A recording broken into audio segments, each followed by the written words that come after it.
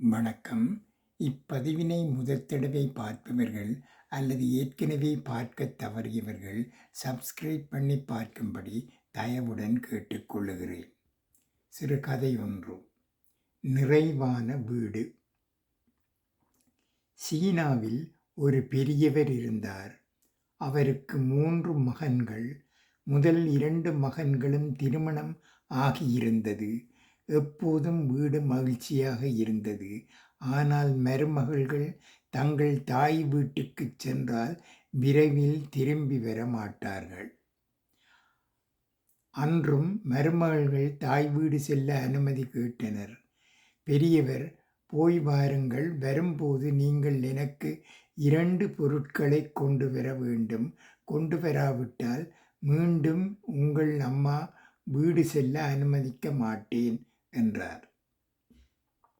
சரி மாமா, என்ன வேணும் சொல்லுங்கள் என்றனர் 2 மருமகள்களும்.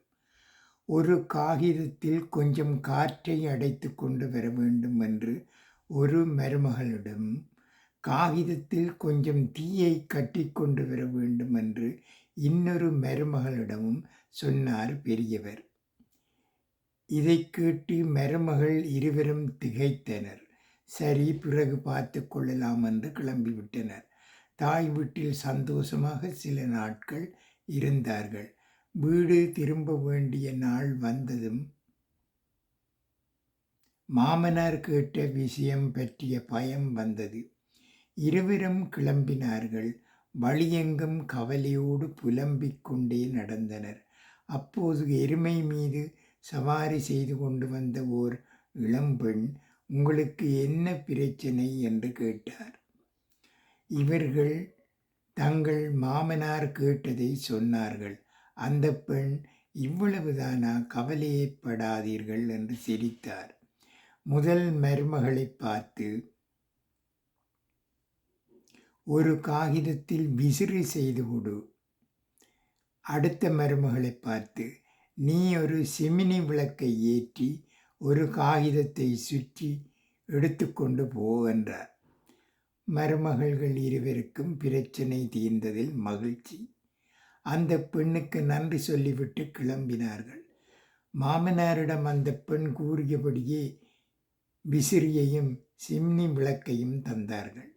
அவர் ஆச்சரியப்பட்டார். இருவரும் வழியில் சந்தித்த அந்த பெண் பற்றி சொன்னார்கள். இவ்வளவு புத்திசாலியான பெண்ணை என் கடைசி மகனுக்கு மணம் முடிக்கப் போகிறேன் என்றார் பெரியவர். அந்த பெண்ணை தேடி கண்டுபிடிக்க ஆட்களை அனுப்பினார். கண்டுபிடித்து சொன்னதும் சம்பந்தம் பேசினார். திருமணம் இனிதே நடந்து முடிந்து விட்டது. வீட்டில் அனைத்தையும் பொறுப்பாகச் செய்தார் கடைசி மருமகள். பெரியவருக்கு மகிழ்ச்சி. நிறைவான வாழ்க்கை வாழ்ந்தார். எனவே தன் வீட்டு வாசலில் இது நிறைவான வீடு என்று ஒரு பலகையை மாட்டி வைத்தார். சில காலம் கழித்து அந்த வழியே சென்ற ஒரு துறவி இந்த பலகையை பார்த்தார். யார் இது இவ்வளவு திமிராக எழுதி வைத்தது? இந்த வீட்டினருக்கு பாடம் போட்டி திமிரை அடக்கப் போகிறேன் என்று முடிவு செய்தார்.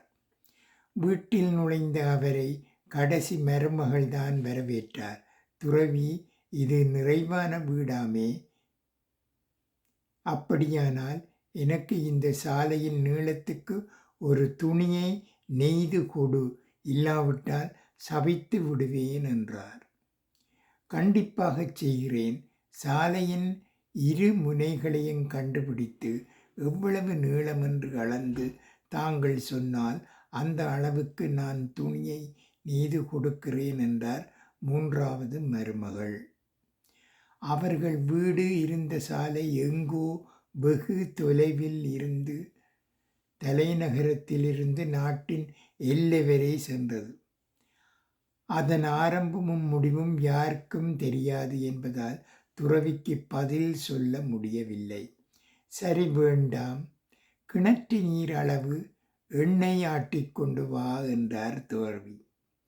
நாங்கள் தயவு செய்து கிணற்றில் எத்தனை ஆழக்கு நீர் உள்ளது என்று சொன்னால் உடனே அத்தனை ஆழக்கு எண்ணெயை ஆட்டி தந்து விடுகிறேன் என்றார் மூன்றாவது மருமகள் பணிவோடு. துறவிக்கு என்ன சொல்வது என்றே தெரியவில்லை.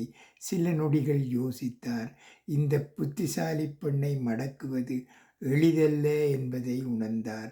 யோசித்தபடியே பறந்து வந்த ஒரு புறாவை சட்டென்று பிடித்தார்.